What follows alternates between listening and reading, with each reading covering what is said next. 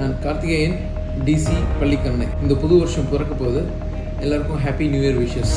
நம்ம ஒரு ரெஸ்பான்சிபிள் சிட்டிசனாக இந்த வருஷமும் நம்ம இருக்க போகிறோம் அப்படின்ற உறுதியோடு நம்ம பயணிப்போம். ஒவ்வொரு வருஷமும் நம்ம புது வருஷம் பிறக்கும்போது போலீஸ் ஃபோர்ஸில் சந்திக்கிற ஒரு பெரிய பிரச்சனை drunk and drive and racing. கடந்த 2 வருஷத்துக்கு முன்னாடி இதே மாதிரி நியூ இயர் செலிப்ரேஷன் அப்போது டிசம்பர் 31 நைட்டு 2 இளைஞர்கள் பைக்கில் வராங்க. வேகமாக வந்தாங்க.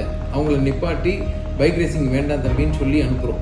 ஒரு 2 நிமிஷம் கூட இல்லை, எங்களுக்கு முன்னாடி தான் அவர் பயணிக்கிறாரு. திருப்பி பைக் ரேஸ் பண்ணுறாரு. என்னுடைய கண்ணு முன்னாடியே 2 பேரும் செல்ஃபாக போய் கீழே விழுந்து அந்த ஸ்பாட்லேயே அவங்க 2 பேர் உயிரும் புரிஞ்சிருக்கு. இந்த ஆக்சிடென்ட் சம்பவத்தை எல்லாரும் வழிபோக்கராக பார்த்துட்டு போயிடுறீங்க. ஆனால் அந்த சம்பவம் ஒரு காவல்துறை அதிகாரியாக எங்களுக்கு எவ்வளோ பெரிய தாக்கத்தை ஏற்படுத்துச்சுன்னு நான் சொல்கிறேன். அந்த இறந்து போன இளைஞர்களை பார்க்கும்போது மன ஊக்கமாக இருந்துச்சு. அதுக்கப்புறம் அவங்க பேரண்ட்ஸ் வந்தாங்க. அவங்க பேரண்ட்ஸ் அவங்க குழந்தைகளை கையில் ஏந்தி அழுத அந்த சம்பவம் எங்கள் மனசை ரொம்பவே பாதிச்சிச்சு.